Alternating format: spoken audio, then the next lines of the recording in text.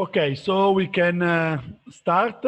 I asked to Professor Luca Trabattoni to make an introduction about Xavier Vendrell. Me and Luca Trabattoni saw Xavier by web weeks ago, and so we knew him.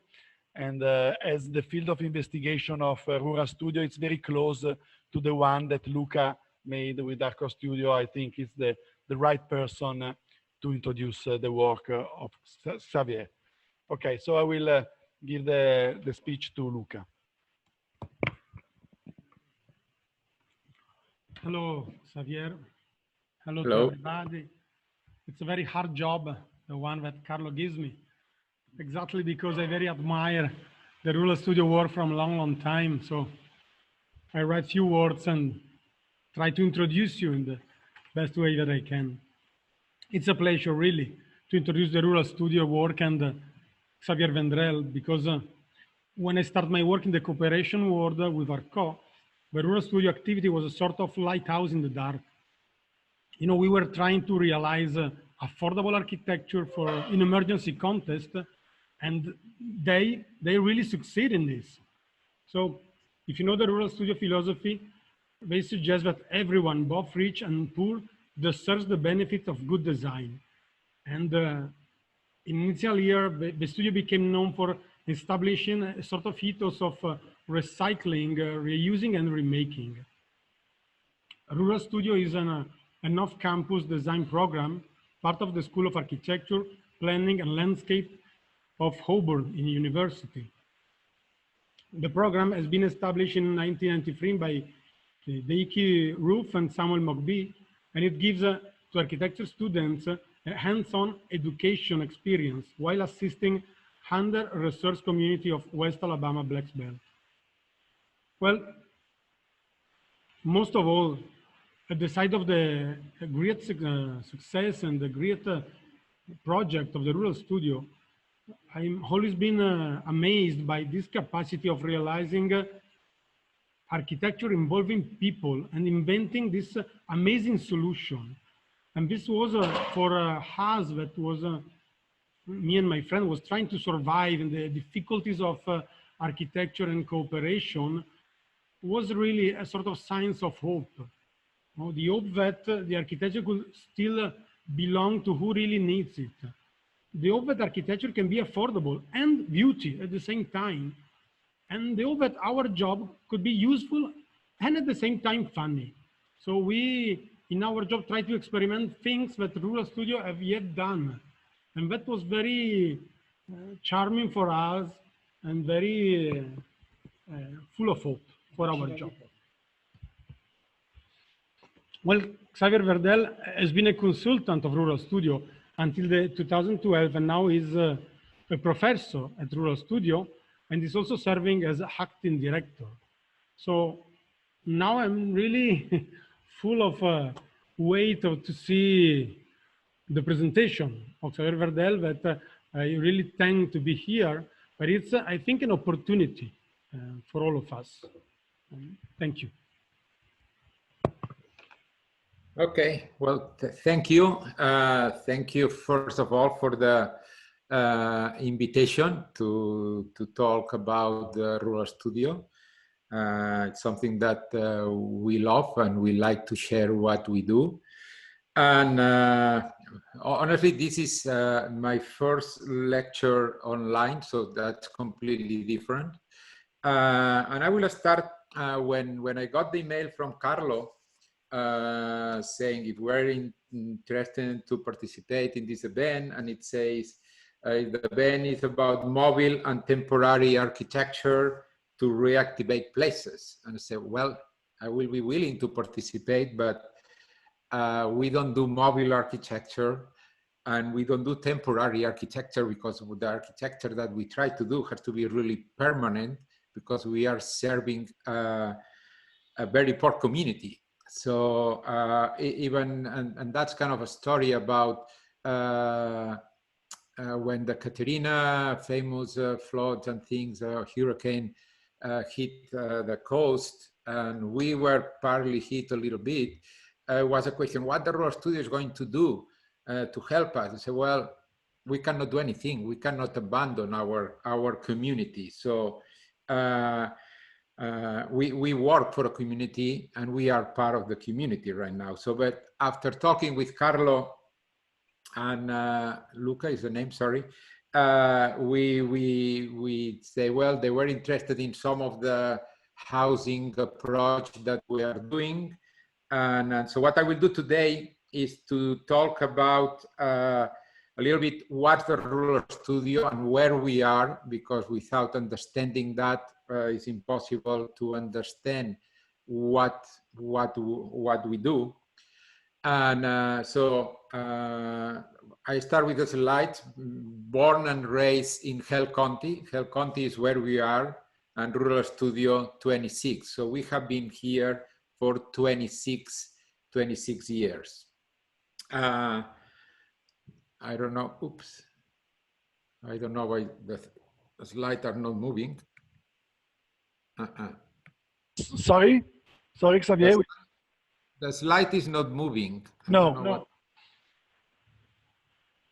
Let me do one thing up. Technical problems, always is. Okay. Okay, now it's moving. Okay.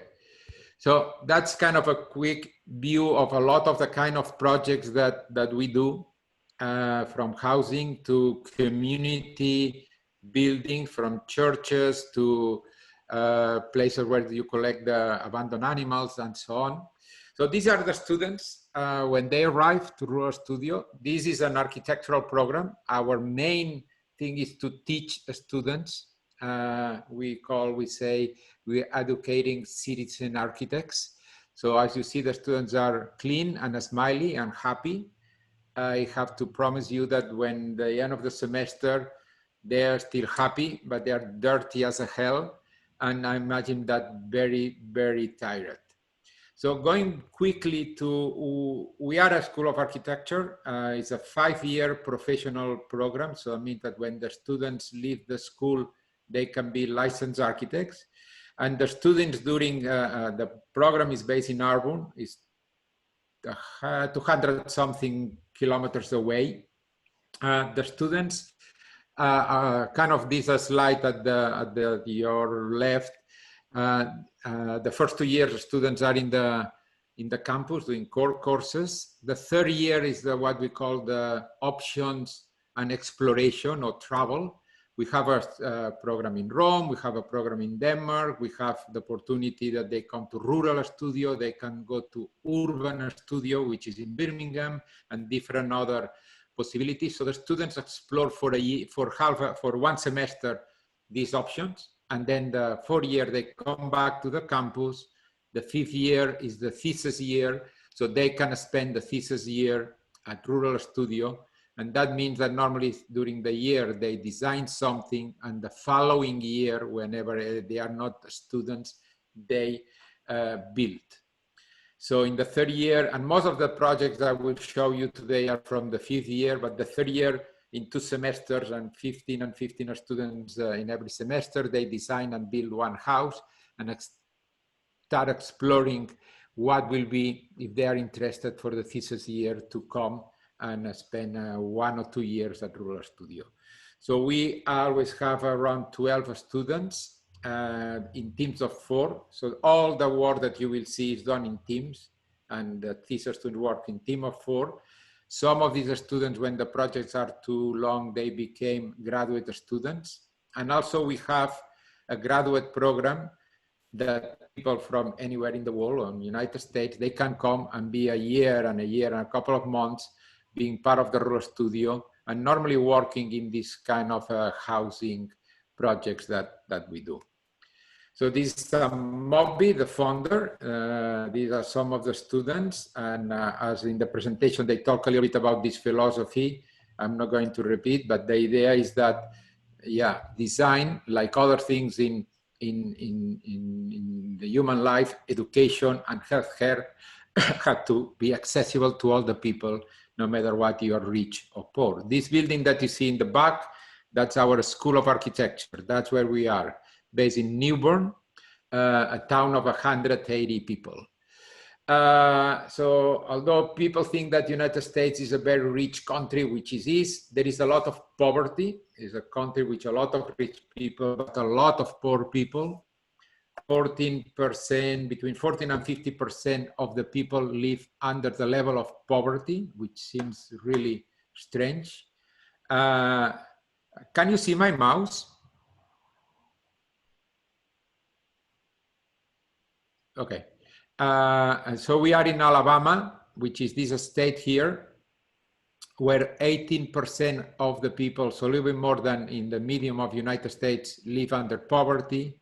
And we are based in Hell County, which is here with almost 28% of the people live under the level of poverty. So it's a community that has been abandoned. People live in houses like this image that you can see now. A place where the religion is very present. And it's a place called the Black Belt. This is a geological map of Alabama. So that dark area here is where we are. We are somewhere around here. And it's called the Black Belt, not because there is a lot of black people, which there is a lot of black people, but because the soil was black. And it was a soil very rich to produce cotton. But obviously, like a lot of things that human beings do to this world, we spoiled the soil. Right now it's not black. Right now it's red. It's poor clay, which you can almost not grow anything. It's very green. It rains a lot, but basically there is grass. And it's a place that has not recovered for a lot of the things that happened in the history of this country. The famous crash of the 29. And also was the center of the starting of the civil rights movement. That's the famous triangle between Birmingham, Selma, and Montgomery, with important facts in the fight for the civil rights. Birmingham was a bombing of a church where they killed 5 or 6 little girls. Selma is where started the march that was going from Selma to Montgomery to protest and to ask for the right to vote. And Montgomery was the famous thing of the Rosa Parks sitting in the seats of what suppose only white people can sit.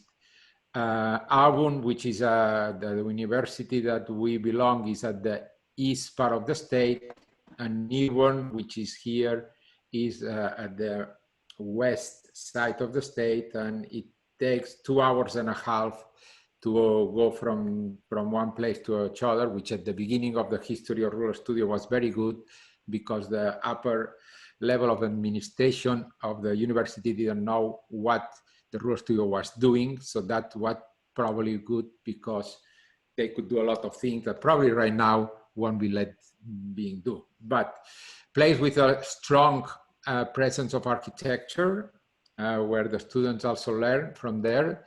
The architecture for the rich, but also the vernacular architecture, the architecture of the poor, or the architecture of the agrarian structures.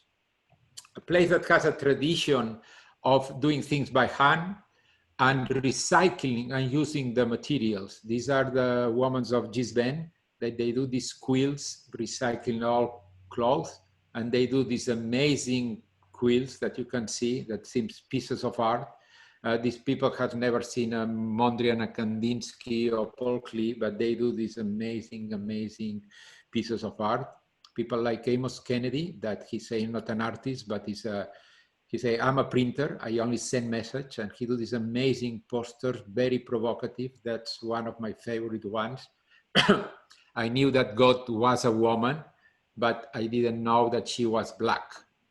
Very, very strong message said here at the south of the United States, of people like Charlie Lucas, that with the pieces of all tractors and cars make these kind of almost kinetic sculptures that it seems that almost they are moving.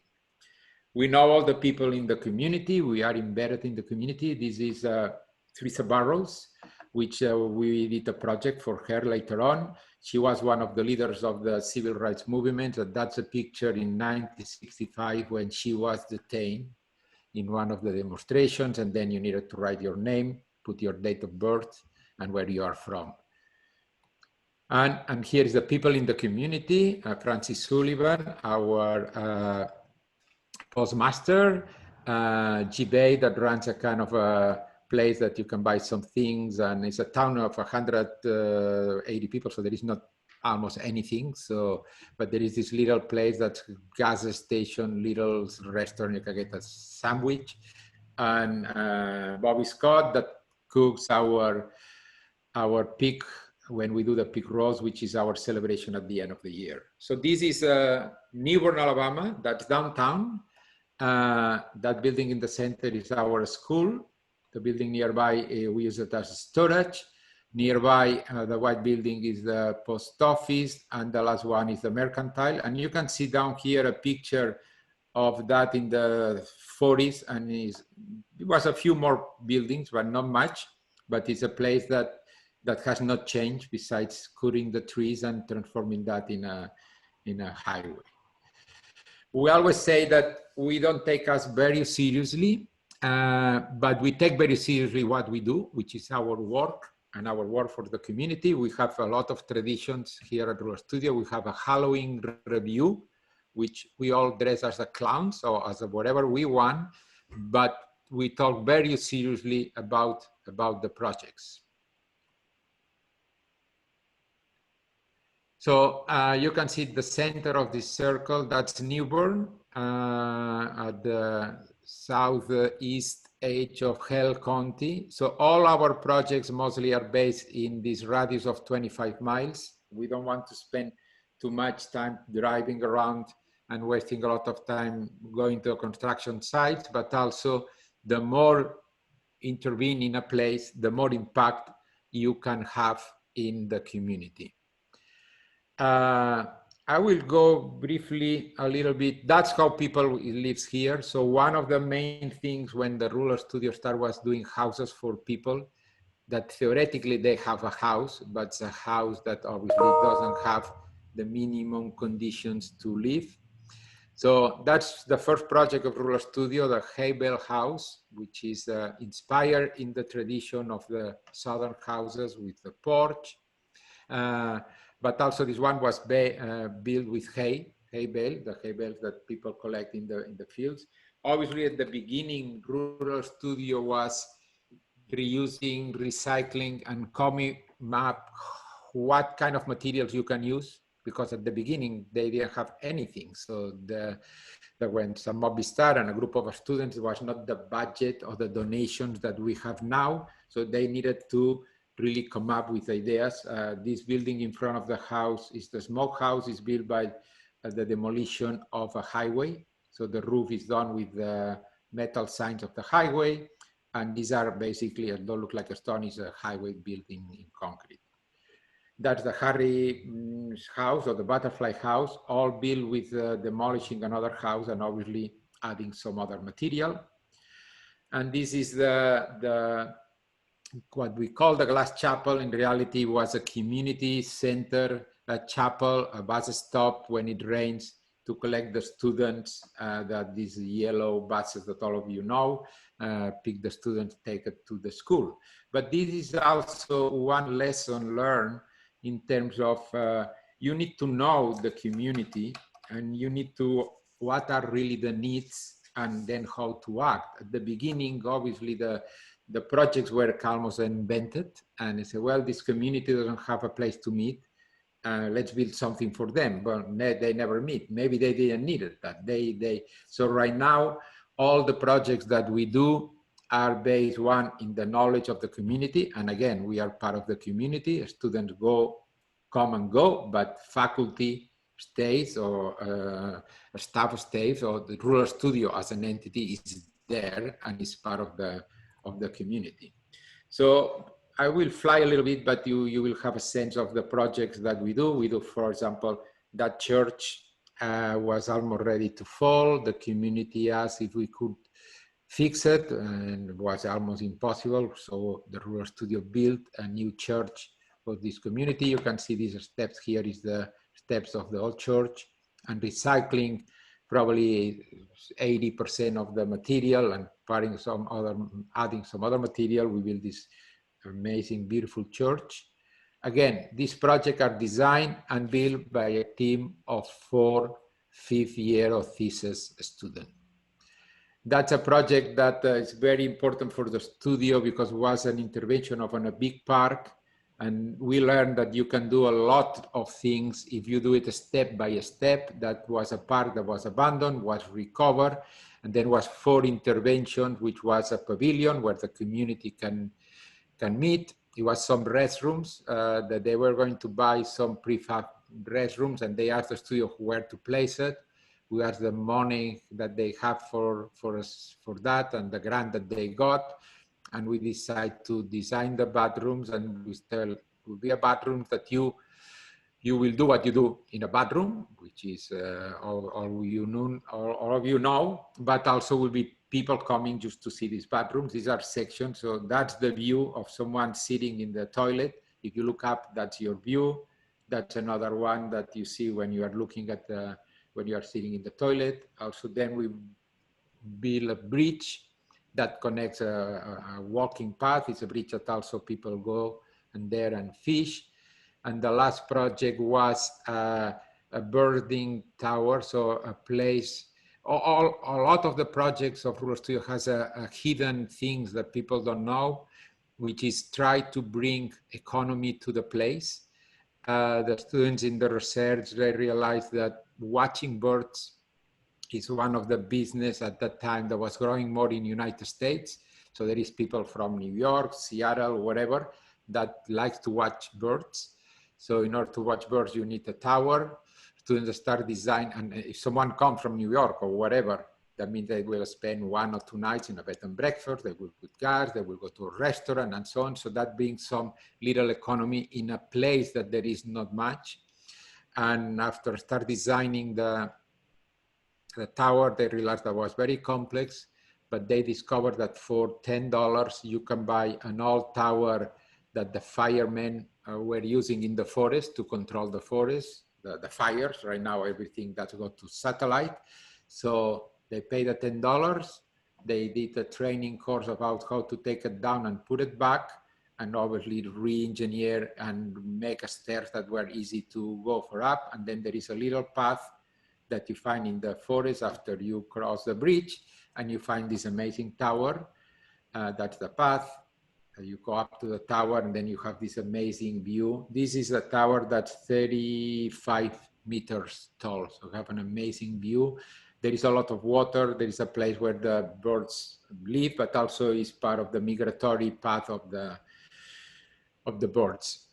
This is again downtown Newbern. In that picture here, you can see our School of Architecture. That's a very interesting story because at the end we built 3 buildings here. The first one was the fire station, which you can see here under construction. That was the first public building and the first building built in Newbern in more than 100 years. So the problem here was that the community couldn't afford the insurance for the houses because all these houses are built in wood. If there is not a fire station close, by the time the fire department arrives, the house is burned. So the insurance was really expensive. So the community organized themselves. They create a voluntary fire department, and they get some trucks, and they asked Rural Studio to build the place to keep the trucks, because the big difference between a rural area and an urban area is that in the urban areas, fire trucks don't carry water because you can plug in the fire hydrants, but in rural areas, the trucks carry the water. So the trucks has to be kept at certain temperature in winter that they don't freeze the little tubes. So you can, so basically it's a building that hosts trucks that needs to be a certain level of comfort. Again, all these buildings that you are seeing built and designed by a team of 4 students. Normally we try to make balanced teams, 2 boys and 2 girls. So the boys can put a little bit of muscle and the girls can put a little bit of brain. So the next project was, as a result of this building, the community started meeting because they have a public building where to meet. They take the fire truck and they meet inside. Then they asked to build a community center or a town hall. We built the town hall for the city, which is this building here. And after that, and the meeting of the community, they decide that the community needed a library. And the library is not only a place where you can go and get books or read books, it's also one of the few places around that you can get internet access. So it was a family that donated the old bank, which is this white building here. And then the community organized themselves, create a board of the director of the library, and help the students to the idea of developing this library. You can see here the old building, and the addition, because it was not big enough, is organized around the courtyard.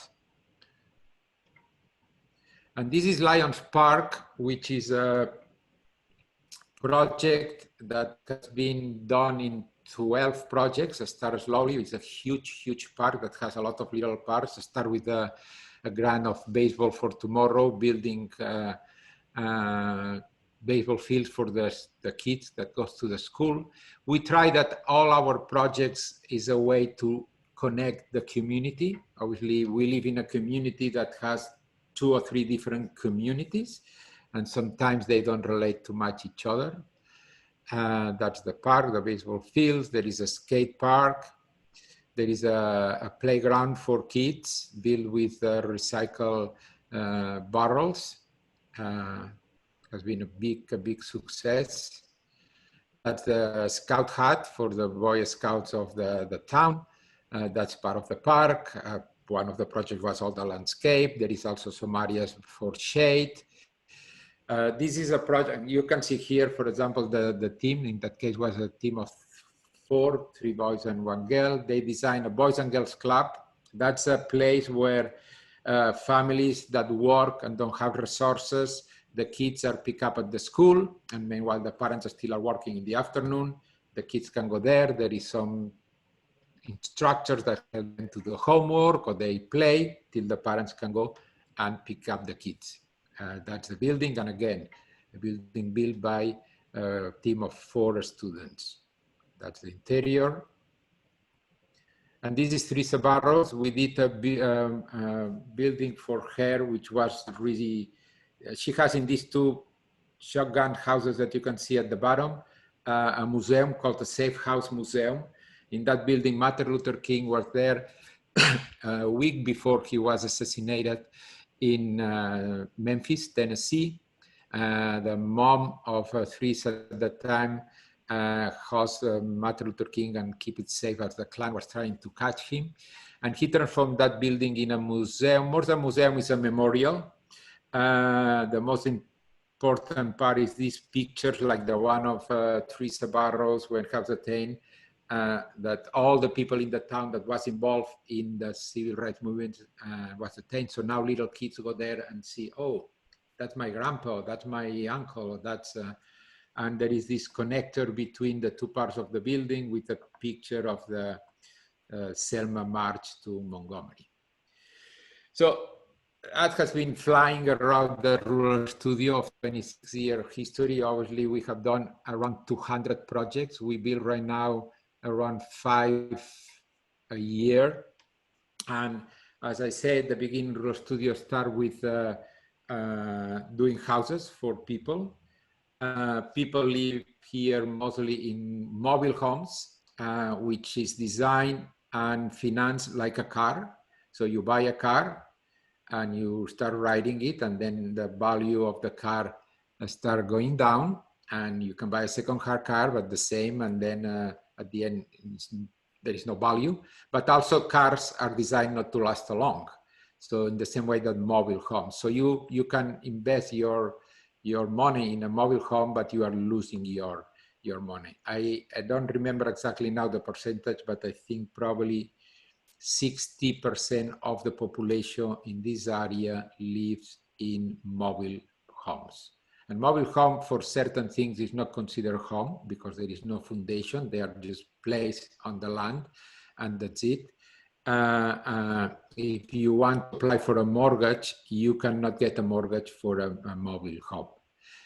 So again, it's like when you buy a car, that the interest rates are much more longer, etc., because there is nothing to value. If you don't pay, they will take your car, but they don't have anything.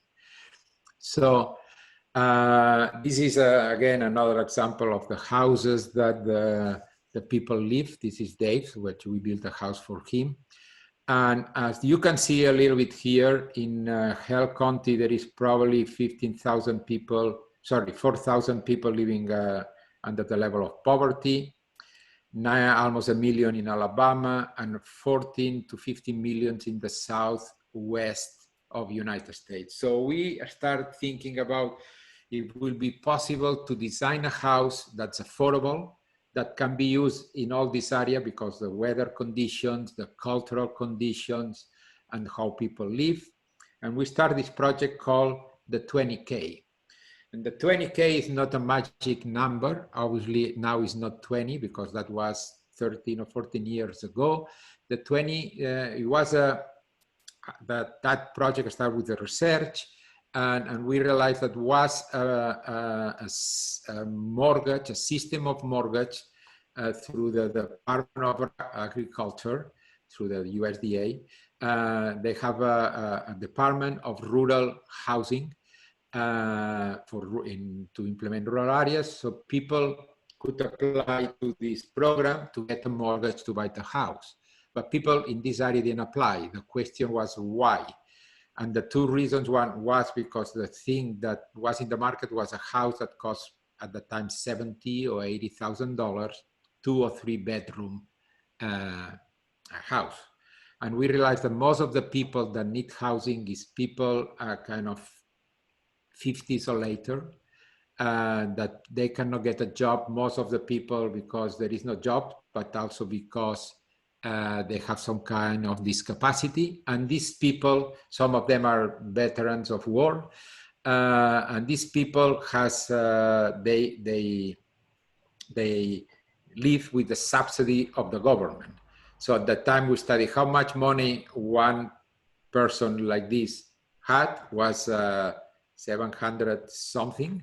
So we took in consideration what they needed to live, pay electricity, water, heat, the car, the food, and so on. How much is left to pay a mortgage? And at that time was $108. So if you put that $108 in the system, you can afford $20,000 mortgage. So that's how this research project started, thinking it's possible to design a house for $20,000. $20,000 means 10 in materials, 10 in labor. Another component of that was, well, all the materials need to be bought locally. Alabama, one of the things that produces is lumber.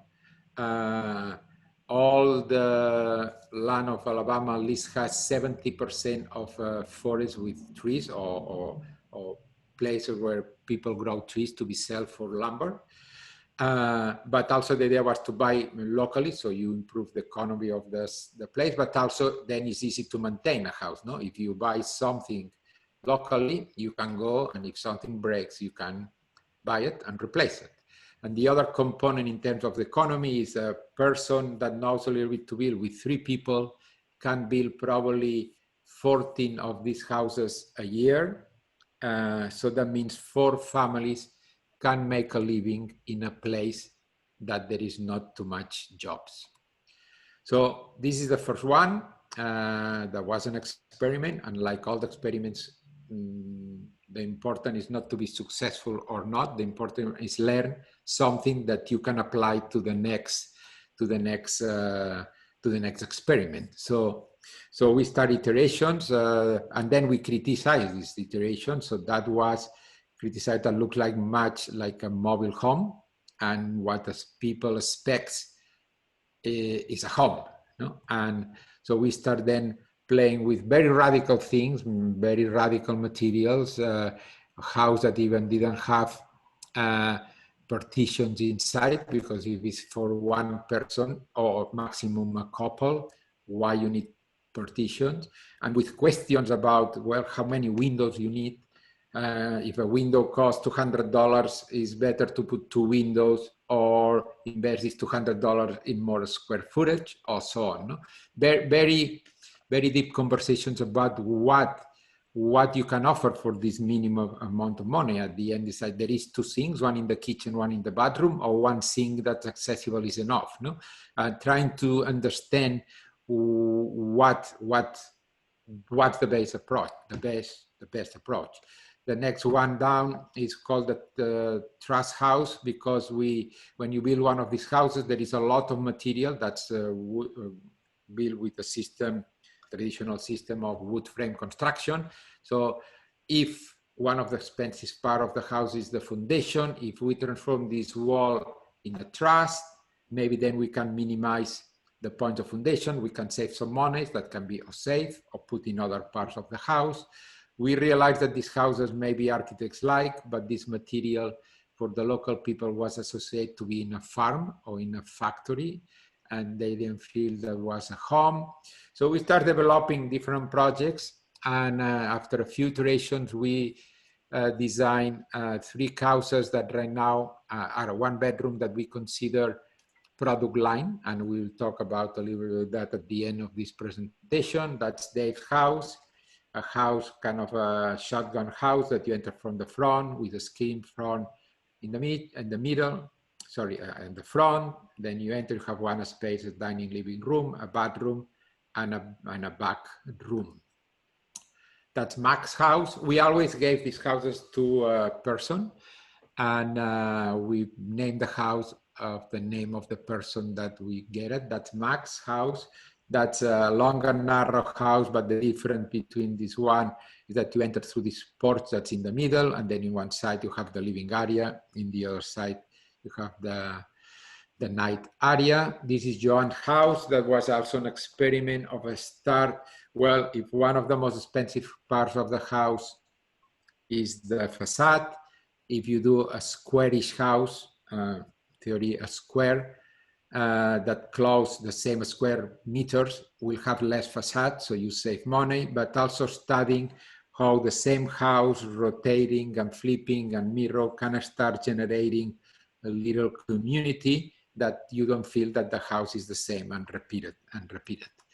So that's this house has a very generous porch, a very nice dining, living, and kitchen.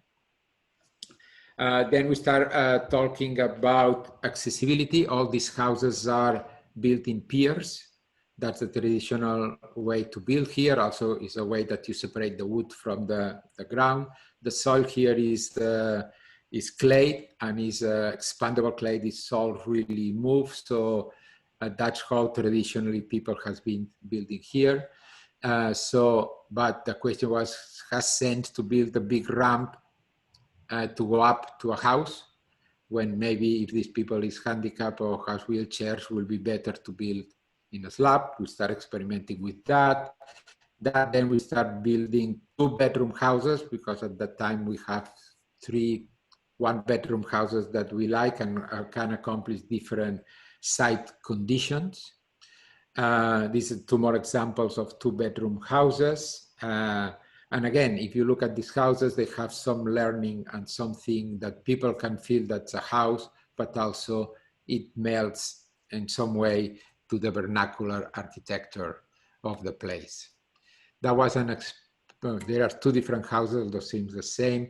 One house is after some critiques and thinking, when you start building 2-bedroom houses, you need much more storage. So it's a house that's almost designed through a longer storage thing, and 2 bedrooms and a dining living room in the middle.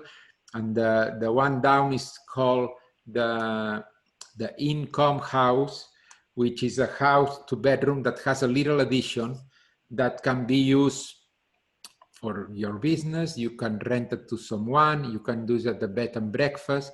So for example, a bed and breakfast here can be $85 to $100 a night.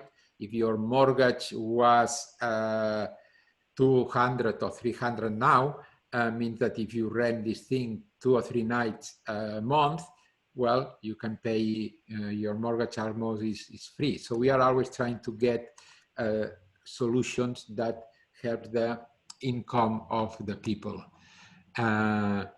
So then we start building houses near each other and start understanding what happened when you start creating these clusters in a kind of a little bit more, not urban, because this is not urban, but a little bit more dense environment.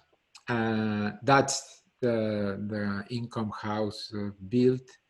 Then we did some studies after we have some projects of, so you can see that's the same plan of two houses, Bobby's home, the next one is Eddie's. And so where we went and document how people live, because this is the drawing of the architect, and we do the floating sofas and blah, blah, blah, etc. But you need to understand, and then we start documenting how people live, the kind of furniture that we discovered that, for example, they never put a sofa floating in a room. They always put the sofa against a wall or against something. And that was very useful for the following project. Also, this project here, this kind of a square, you can see in this house, that's Idela's house. I showed a picture before. That's the living room as the students design. That was when documented, but also we realized that was a wheelchair, and that was the generator of another project. That's a Buster house. The students that did research about how people live, and they redesigned or designed a 2-bedroom house, being sure that the dimensions are the right in order to put the furniture and the way that people live here.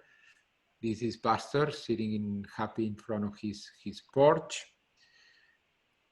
Here was also an experiment about if the material of the window is the same thing, the window is a wall with a hole and so on. We're trying to use very standard materials, but trying to, through the detail, to make something that is beautiful and useful.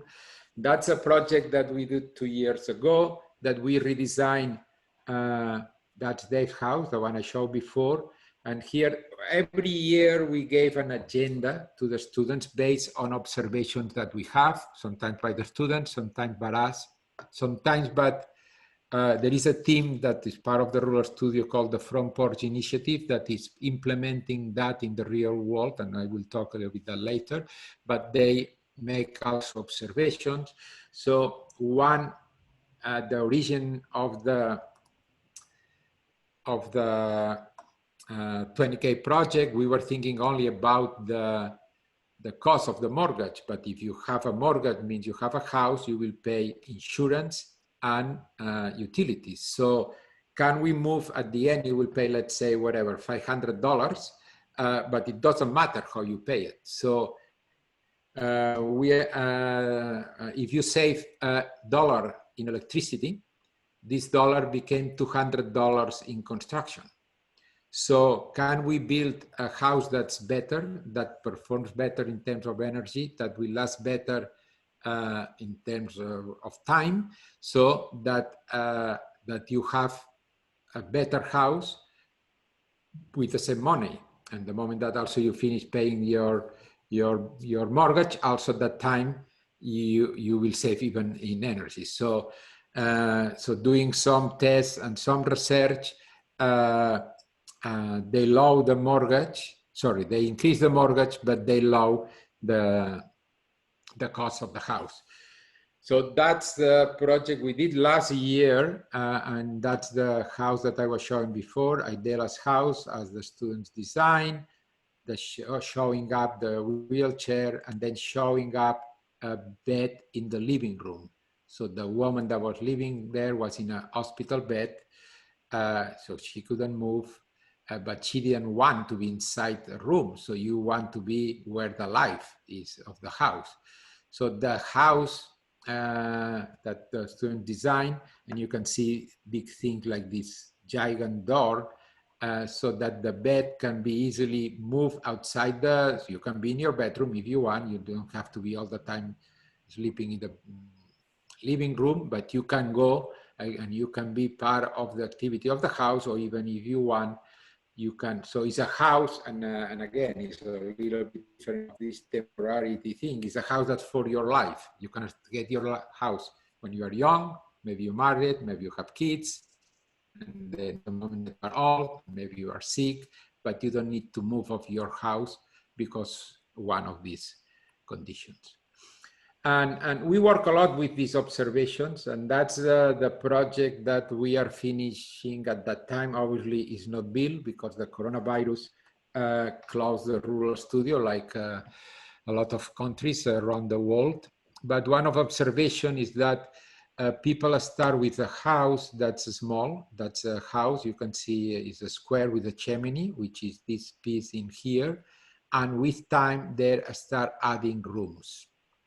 What happened is that the addition of these roofs, that's the problem where the houses start falling.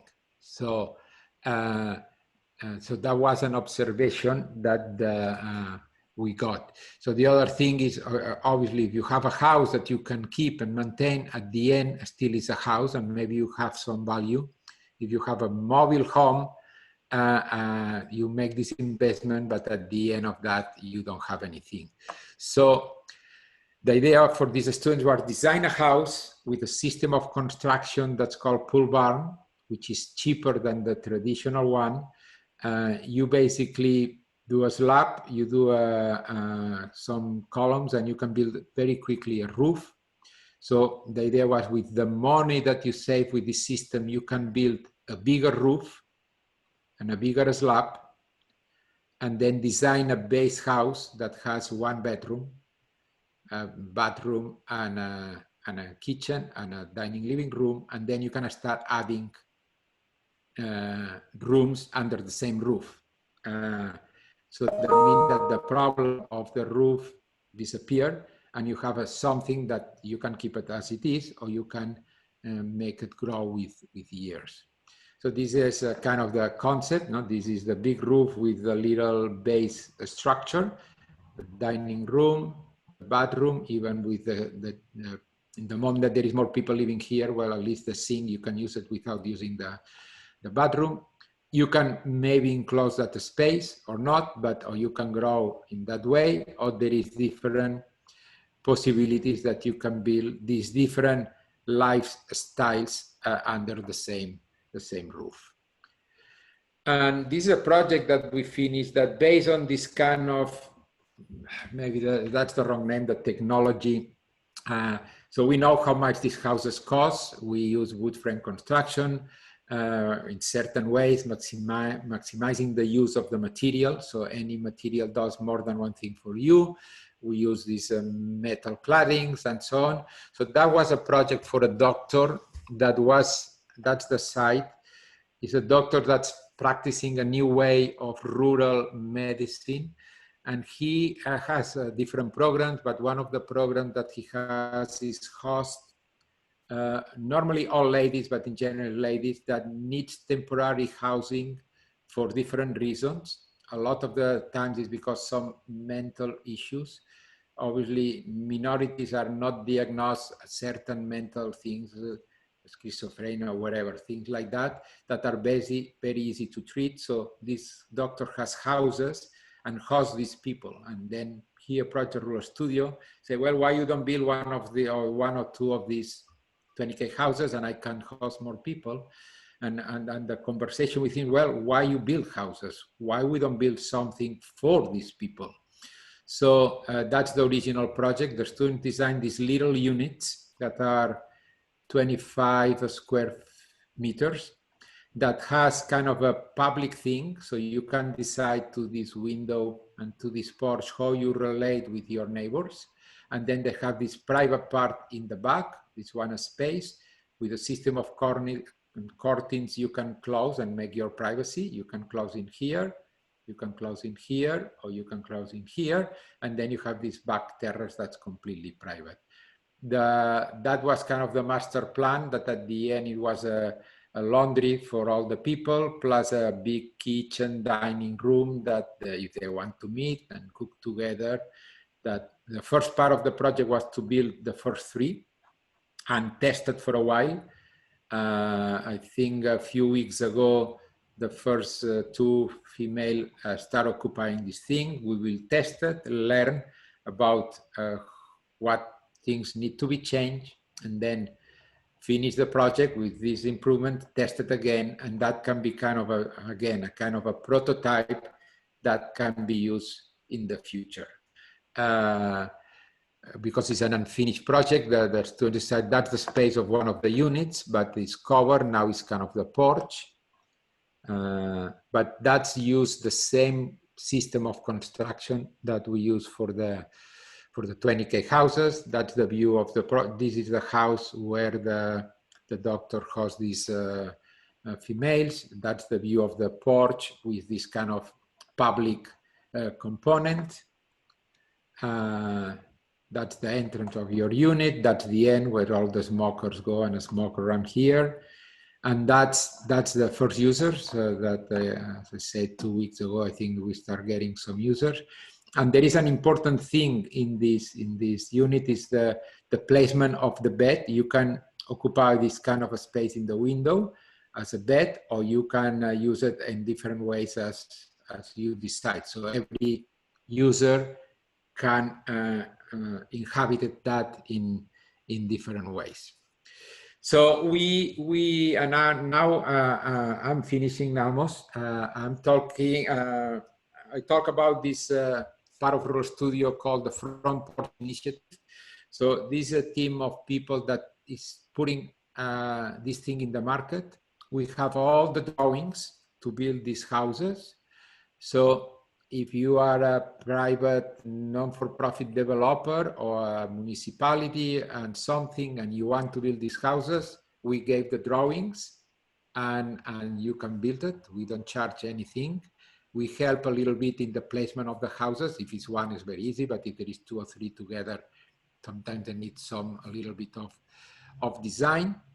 Now we are developing, like when you go to IKEA, and you get the instructions to build one of the shelvings, no? And you have the number of screws and the tools that you need and so on, and the instructions of how to do it. We are developing right now a full manual of instructions of how to build these houses, so that if you want to build it by yourself, you also can do it, you or with some friends. It's not science fiction. The more difficult part will be the electrical and obviously the connection to but our students do it. So anyone can do it. So these are a few pages of this manual that start getting thick, but explains everything. No, you can do your all, except the final connection. You can put all your cables, and it's instructions for every little piece of the house. So that has been flying to what we do at Rural Studio. If you want to learn more, visit us. Not now, there is the coronavirus and all this thing around, but we do a party every year at the end of the semester. That's our graduation process. We hire a band, we play music, we do fireworks, and we have fun. So if you want to come, whenever it's possible, we will be glad to show you around and what we do. I will finish here, so I hope to have time for questions and a dialogue, which will be probably more rich and successful than me talking like crazy. So thank you. Okay, thank you, Xavier. There is a virtual clap hand, but you cannot see it, I hope. And a clap. Yes, and of course, it's I think it's very interesting. I know that our first conversation was it's not temporary. You cannot move, but we have a lot of things that can be interesting even for our workshop. I think, for example, the idea that you can add elements to an existing building, or you can let a building grow during the time, and so little by little, this is really actual possibilities. And then when you have a limited budget, you have to be very precise in the use of the space. And it's your house are very well designed in terms of space. There are a lot of rules. This seems strange, but very clear the definition of corridor, rooms, and so on, and even the extension, the relation between inside and outside with a little a portico, or porches, or a little space are very well measured. I think this is the very important things. And on the other hand, that the presence of architecture. It's very clear, the presence of architecture, sometimes in the roof, sometimes in the use of the material, but this is architecture. So even with a few money, you can still work as an architect. I ask if students or the other people have some question.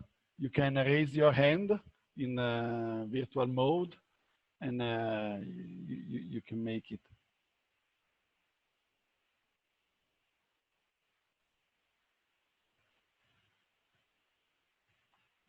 Silence. So,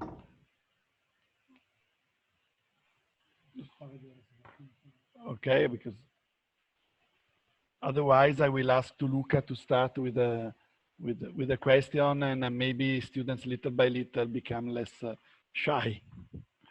Okay. Yes, I have a question. Yep. One of the main topic is, as you say, the involve of the community. Well, my question is about the involve of the community, even in the construction of the houses, because all the project that you show us, as you show even in the final manual, is something thought to be self-builded. So when you talk about this team of 4 people, 4 students, you say that these 4 students have realized by their own the architecture, or is there the possibility or the occasion sometimes in your activity also to involve the people that will use that architecture in the construction phases? Yes, every project is different, obviously. Obviously, the rural areas, and that's something I learned. Obviously, I live all my life first in Barcelona, then I move in Chicago, and then I move here. And you realize that in the urban and the rural areas, your life means your everyday life also depends of your community. So in an urban area, you have a problem, and whatever the problem, you can call the police, you can call the fire department, you can call a neighbor, and there is service that solves a lot of problems. Here, if a tree fall in the middle of the street, well, people is ready. All the people have chainsaws, and they go there, they organize themselves, and they cut. So the community has tools and trucks and things. So they are always ready to help if we need it. So we know who has certain things and who has certain skills, and they are always ready to help us. Obviously, when we build houses, the people that we build the houses sometimes are old or have some disability and they cannot, but they always do something, at least for the students. They feed them, they buy drinks, they are really very aware that they are getting something, and if they can help in anything that they can, they do it. Obviously, sometimes if there is young people, then can go and help you. So yeah, the community helps when they can, and especially in the community buildings, whatever kind of building, they are the ones that one acts as a client, but also they are the ones that are pushing the project and make that the project happen. Sometimes also they try to fundraise money, which is another important part of the help. But yeah, but the community is really involved. And now even we are, community and us, we are involved in trying to design or pick the right projects, which projects can be. So we cook the projects, we say we cook the project before putting in the hands of the students. We want to be sure that if we build a library, for example, it will be a librarian and a team of the community managing and taking care of the library, no? That's one of the most important things, because yeah, if you design something but the community don't take over, then the building could be really beautiful, but if it's not in use, that's a failure, no? But the answer to your question, yes, the community, as much as help they can do, they do it. I didn't show today because was maybe too long. We have pictures of some people with a crank helping the students to write something, or we did a community project a year ago in a site that was abandoned. The first thing that they organized the students with the community, a Saturday cleaning, no? And they went there. Cleaning doesn't mean to just take the paper, just cut some trees and some things and clean the site that was ready for. So yeah, the community is aware that that they can help and they want to help.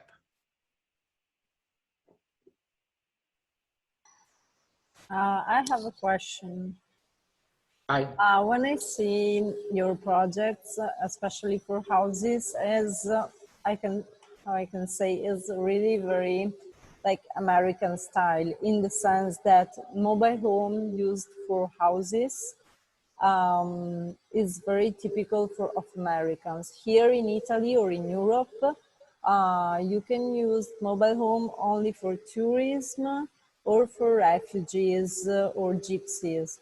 And also this way of create manual for people to construct easily their own home is really very strange for our culture.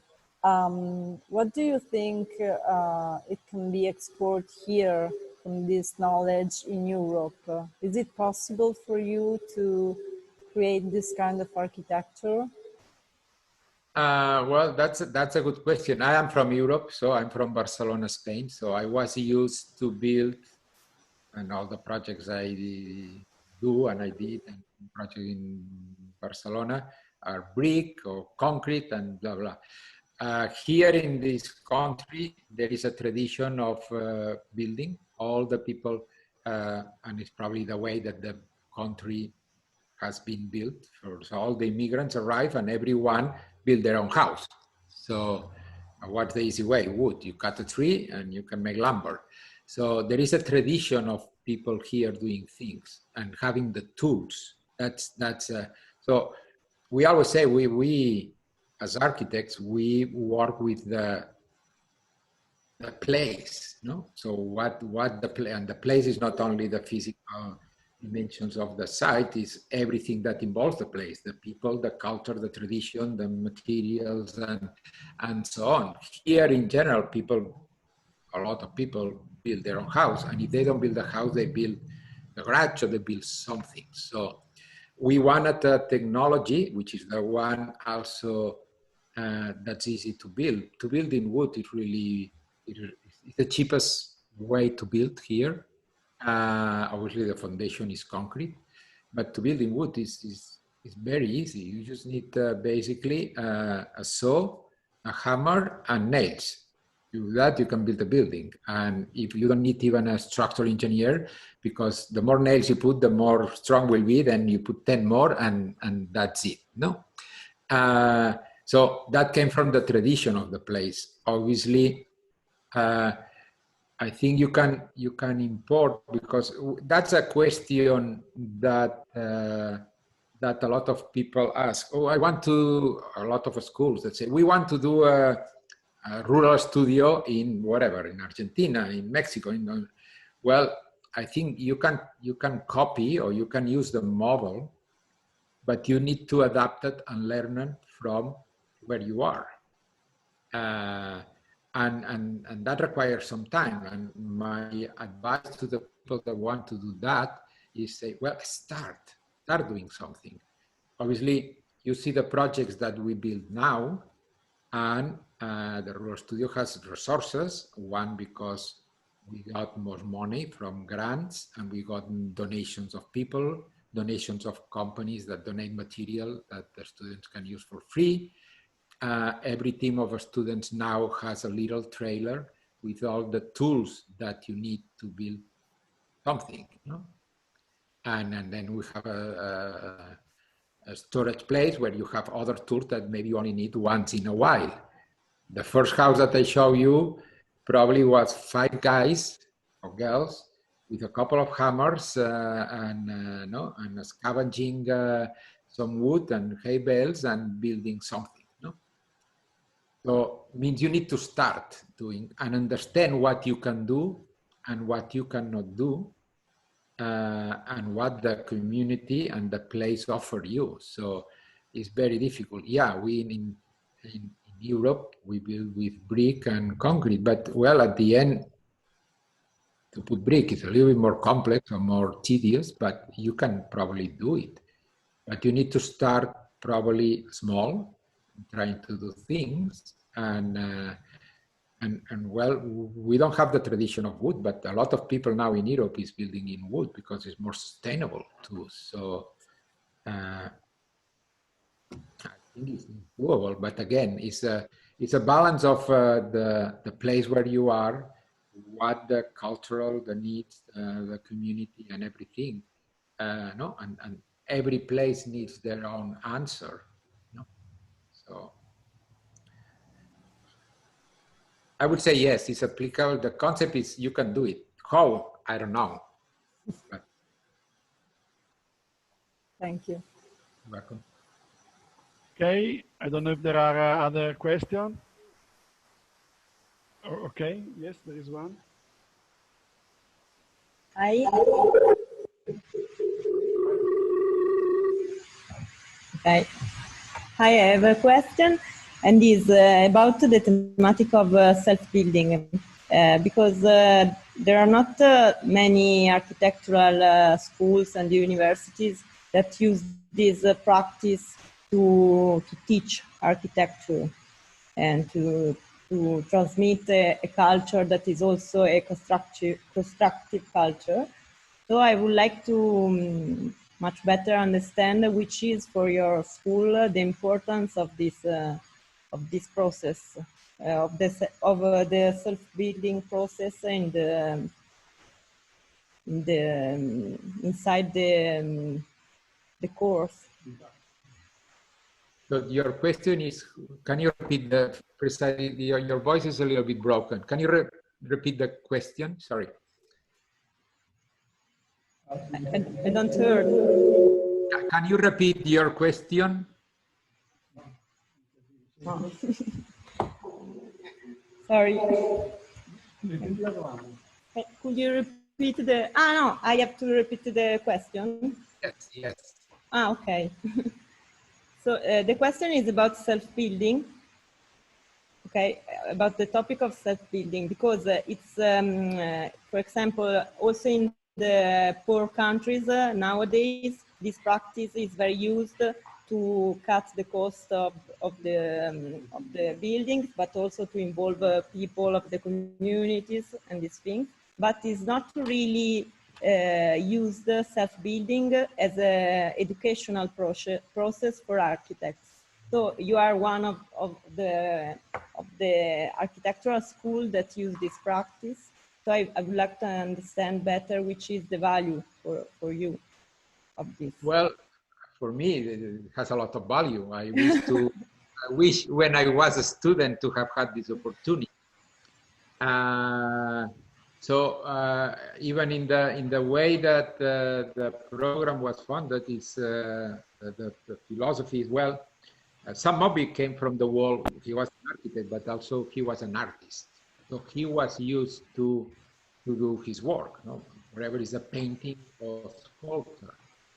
And he was saying in a way that if you, and that's the question that we ask sometimes to the students, say, you as a designer can make a drawing and okay, someone can build it. But when you have to build it, you need to think about a lot of things. So our students, can you hear me well or not? Yes, yes. Okay. Our students not only draw a detail section of, that's very easy. But we do drawings that are a sequence of construction. So it's not only about the detail, but it's a sequence of construction. What piece I put first, what piece I put second, what piece, and so that's very important, because sometimes you can make a detail that sometimes even is impossible to build. But besides that, you need to know, oh, I'm putting here a piece of whatever, 10 meters by, and that, how much that's weight? Can I do it by myself, or I need 10 people to do that, no?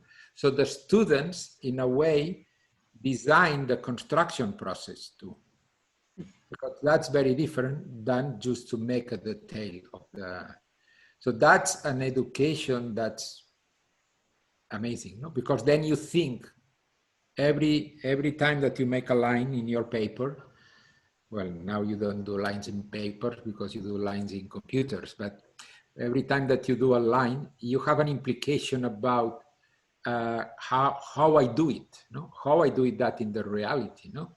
And we spend hours and hours here, no, about how we put two pieces of wood, what the best way to do, because also construction is not perfect, no? So in a drawing, you can make lines and you can say from here to here, there is 3053 millimeters. In construction, that's not possible, no? So there is tolerances and things, no?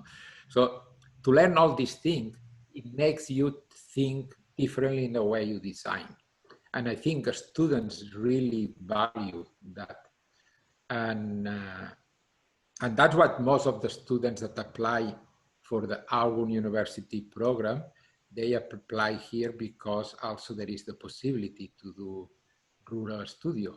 And honestly, our students, when they leave and they show the portfolio of the building that they built, any office that is looking for someone, because the students learn to build, learn how to talk with our consultants, means structural engineers, other architects that come here and do critiques. They talk with the client, which is some members of the community. They talk with the manufacturers, no? Oh, I want to do that with this material. They call the company, send me a sample, and they test it and they do things. We build mock-ups of pieces of the building, how they are going to be built. So they learn before building it, what are the problems. They fundraise, so they get all these skills that obviously in a professional world, maybe takes, I don't know, 5 or 10 years to get it. And in 2, when you do it by yourself, no, you put it, so obviously we help them, but hey guys, that's your project, you need to make that happen. So, no? And again, we started the project, for example, with what we call seed money. Every project has a different package, but we know that that's not possible to build a project. So let's say if the Rural Studio put $50,000 and you design a $100 building, $100,000 building, you only need to come up with 50. But if you design $1 million building, you need to come up with a $950,000. So that's very important, no? So that the students get a compressed training, learning experience that they can use it right away in the professional world or in any other field that they want to. We compared that, because the university in some moment, some years ago, obviously in this country, they suit people for everything, no? So, but we compare that, and that's how the school, the university, look at us, what we do, Rural Studio, as medical schools. The doctors in residency, they go, and with the supervision of a doctor, they look at patients, they make decisions, and they diagnose, and they do everything, no? So you imagine a doctor that has not done this process, no? So this training process is, in a way, is kind of similar, no? Because it puts you in the real world to solve, manage all the things that that you need to do in the profession. Okay. Did I answer your question? Okay. Thank you. You're welcome. Thank you, Xavier. I don't know if there are any other questions. It seems not. Maybe this is the first day of the workshop, so we started at 10 o'clock now. After the day of lecture, they are a little bit tired. And thank you very much. I really appreciate your disponibility to have this lecture. And I suggest all the students to go to your website too, to discover all the other incredible projects that Rural Studio made. Can I add one quick thing? Of course, of course. Yeah, no. I think someone said at the beginning or something about that what we do is architecture and there is a beauty. I think for us always there is the question that with very banal materials and things you can make very interesting and good things, no? Because a thing in itself is not good or bad, it's how you put it together. I will go flipping very quickly, sorry. Oops. That's some of our installations that we do once in a while when they invite us to exhibitions. This is our intervention in the Venice Biennale 2016, I think, or something. And we partnership with our installations. We want to make provocations and take it as a manifestos. We work with two organizations in Venice. One was an organization that collects homeless and gave homeless a place to stay for a few nights. They needed more beds and cabinets for the clothes, and also with another organization that took over as squatters at the beginning, and they were refurbishing some all public housing projects, and they needed insulation and some materials. So we, with the money that the Biennale gave us to do the installation, we did our pavilion. So this is the beds hanging. This is the insulation, even wrap as they are. So we then, so that makes this, and we create that kind of cinema that we explain what the Rural Studio was doing. But for us is this idea that no, this is the cabinets here at near the column. The bench are the insulation, the ceiling. So this is the cabinets, just wrap and then with a video, which was cheap to that. But for me, that's the idea, is that with very banal materials, you can make something beautiful if you use it in the right way. So, done. Yes, perfect. Okay. So thank you very much, Xavier. I have just one technical communication to students that tomorrow evening we will have the Aldo Cibic presentation at 6 o'clock in English, because before it was supposed to be in Italian, but will be in English. So everybody is invited to join at 6 o'clock tomorrow. And okay, thank you. Thank you very much. And I hope to see you again in another situation. I don't know, in presence of in web. Now we are using to customize this strange video. Come next time. Well, next time, no, but probably we can talk tomorrow or something. But in the near future, we can meet each other or here, Rural Studio, or in Italy, or it doesn't matter. And we can offer coffee to you if you, of course, we don't have such things. And of course, thank you very much. Okay, bye to everybody, and see you again.